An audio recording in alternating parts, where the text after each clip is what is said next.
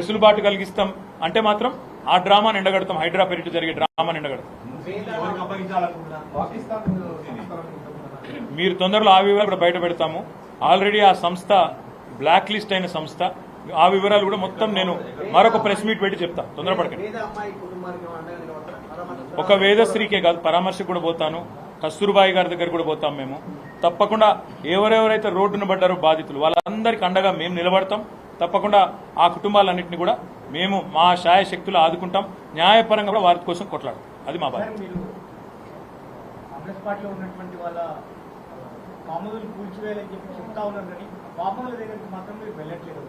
Time ఉంది కదా brother, ఇంకా పొద్దుంది, పొలం తొందర చూద్దాం. ఇప్పుడు 4 ఏళ్లు ఉంది ఇంకా ప్రభుత్వానికి. ముఖ్యమంత్రి చిత్తశుద్ధి ఏందో అంటే ఈ ప్రభుత్వం ఎట్లా ఉందంటే బ్రదర్, ఎట్లా ఉందంటే కోర్టును కూడా తప్పుదోవ పట్టిస్తున్నది. కోర్టు హాలిడే రోజు సాటర్డే సండే కావాలని అభాగ్యులకు కోర్టు కూడా అండగా ఉండకూడదు అన్న ఉద్దేశంతో సాటర్డే సండే కావాలని చేస్తున్నారు. ఉదయం 3 గంటలకు పోయి కొట్టిపారేస్తున్నారు. అంటే ఎంత తెలివిగా చేస్తున్నారు, అతి తెలివితో చేస్తున్నారంటే కోర్టు ఫంక్షనింగ్ స్టార్ట్ అయ్యే లోపలనే కులగొట్టి అయ్యో అయిపోయింది, 3 గంటలకు మొదలు పెట్టాలి, 9 గంటల లోపల నీలమట్టం చేయాలి, 10 గంటలకు కోర్టు ఒకవేళ మొట్టికాయలు వేసినా అయ్యో సారీ అని చెప్తే అయిపోతుంది. ఇట్లా కోర్టుని న్యాయమూర్తులను కూడా అపహాస్యం చేసే విధంగా వ్యవహారం చేస్తూ ఉన్నారు. చీఫ్ జస్టిస్ ఆఫ్ తెలంగాణకు కూడా మేము తప్పకుండా రిక్వెస్ట్ చేస్తాము.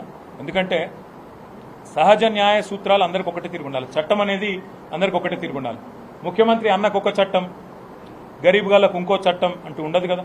కాబట్టి తప్పకుండా అది ఆలోచన చేయాలి. మూడోది మీరు అన్నారు కాంగ్రెస్ వాళ్ళ ఇండ్ల మీదకి పోతారా అని. సందర్భం వస్తే కాంగ్రెస్ వాళ్ళ ఇండ్ల మీదకి పోతాం, మంత్రుల దగ్గరికి పోతాం, మంత్రుల ఫామ్ హౌస్లను మంచి వీడియోలు తీసి మీకు కూడా అందజేస్తాం. తప్పకుండా అన్ని బయట పెడతాం. అందులో ఏం ఇబ్బంది లేదు. పట్నం మహేందర్ రెడ్డిది, పొంగులేటి శ్రీనివాస్ రెడ్డిది, లేదా వివేక్ గారిది, ఇంకా చాలా మంది ఉన్నారు, కేవీపీ రామచంద్రరావుది, అన్ని బయటకు వస్తాయి. మీరేం తొందరపడాల్సిన అవసరం లేదు. ఇంకా 4 ఏళ్ళు ఉంది కదా. వీళ్ళ వ్యవహారం ఎంత దాకా పోతుంది, వీళ్ళ డ్రామా ఎంత దాకా లాగుతారు, ఇవన్నీ చూసిన తర్వాత మా పని మేము చేస్తాం. హైకోర్టు ప్రధాన న్యాయమూర్తి గారిని మేము కోరేది ఒకటే, ఈ డెమాలిషన్స్ ఏవైతే విచ్చలవిడిగా చేస్తున్నారో, ముఖ్యంగా అమానవీయంగా నోటీసులు ఇవ్వకుండా ఇష్టారీతను చేస్తున్నారో, ఈ విషయంలో ముఖ్యంగా సాటర్డే సండే చేస్తున్న కార్యక్రమం, నోటీసు ఇవ్వకుండా చట్టాన్ని తూట్లు పొడుస్తూ న్యాయాన్ని అపహాస్యం చేస్తున్న కార్యక్రమాలను సోమోటోగా హైకోర్టు సీజే గారు విచారణకు తీసుకోవాలి. వీళ్ళ తరపున అవసరమైతే మేము పిటిషన్ కూడా వేస్తాం. సోమోటోగా వారు తీసుకోకపోతే ఒక పిటిషన్ కూడా మేము వేస్తాము. తప్పకుండా వారు స్పందించాలని చెప్పి కూడా మేము కోరుతాం. అనుమతిచ్చిన అధికారులను కట్టిన బిల్డర్లను చర్య తీసుకుంటే వాళ్ళ మీద తీసుకోవాలా. అమాయకంగా కొన్న బిల్డర్లు, అమాయకంగా కొన్న కొనుగోలుదారులు, మధ్యతరగతి ప్రజలు పైసా కూడబట్టి నిన్న చూస్తే ఒక దాదాపు 40-50 ఏళ్లుండే మగవాళ్ళు ఏడుస్తున్నారు, చిన్నపిల్లలు ఏడుస్తున్నారు. హృదయ విదారకంగా ఉన్నాయి ఆ దృశ్యాలు. అందుకే నేను అనేది ప్రభుత్వానికి మానవీయత ఉండాలి, మానవీయ కోణం ఉండాలి. మా ప్రభుత్వం ఉన్నప్పుడు మా దగ్గర కూడా వచ్చినాయి రిపోర్ట్. కిర్లోస్కర్ కమిటీ ప్రకారం 28,000 కబ్జాలు ఉన్నాయి. ఓఎంట్స్ అనే కమిటీ కన్సల్టింగ్ కంపెనీ రిపోర్ట్ ప్రకారం 30,000 ఉన్నాయన్నారు. మేము ఆలోచించింది ఏంటంటే ఎక్కడెక్కడైతే బాటిల్ నెక్స్ ఉన్నాయో వాటిని కొట్టాలనుకున్నాం, కొట్టాం.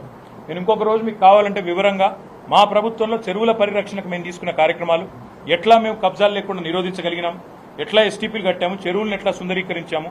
అది ఐడియల్ చెరువు కావచ్చు, మల్కం చెరువు కావచ్చు, దుర్గం చెరువు కావచ్చు, అంబీర్ చెరువు కావచ్చు, ఏమేం చేసినామో నేను కూడా మీ ముందు ప్రజెంట్ చేస్తాను. మొత్తం కావాలంటే పవర్ పాయింట్ ప్రజెంటేషన్ ద్వారా చూపెడతాను. ఇవాళ కేవలం భయభ్రాంతులకు గురి చేసే విధంగా చేస్తున్న కార్యక్రమాల వల్ల ఇంకోవైపు రియల్ ఎస్టేట్ రంగం కూడా కుదేలవుతుంది. ఇవాళ రిపోర్ట్ వచ్చింది, 42% పడిపోయింది హైదరాబాద్ రియల్ ఎస్టేటు మిగతా నగరాలతో పోలిస్తే. రియల్ ఎస్టేట్ అంటే కేవలం పెద్ద కంపెనీలు కాదు బ్రదర్. రియల్ ఎస్టేట్లో కూలీలు పనిచేస్తారు, అదేవిధంగా కార్మికులు ఉంటారు, రియల్ ఎస్టేట్ ఏజెంట్లు ఉంటారు, లక్షల మంది ఉంటారు. వాళ్ళందరి ఉపాధికి దెబ్బ కదా ఇది. బట్ జాగ్రత్తగా చేయాలి. చాలా మంది ఉన్నారు అట్లా. చాలా మంది రియల్ ఎస్టేట్ రంగం మీద, నిర్మాణ రంగం మీద ఆధారపడ్డ వాళ్ళు, బిల్డర్లు బాగా బలిసిన వాళ్ళే కాదు, లక్షల మంది కార్మికులు, కూలీలు ఉంటారు. వాళ్ళ విషయంలో కూడా మానవీయ కోణం ఉండాలనేది మా ప్రధానమైన డిమాండ్. ఏం మాట్లాడారు ఈ రోజు వద్దు ఇవన్నీ చెప్పిలు. పెద్దలు మాజీ మంత్రివర్యులు తలసాని శ్రీనివాస్ యాదవ్ గారు, పెద్దలు మాజీ మంత్రివర్యులు శ్రీమతి సబితా ఇంద్రారెడ్డి గారు, పెద్దలు మాజీ మంత్రివర్యులు శాసన మండలి సభ్యులు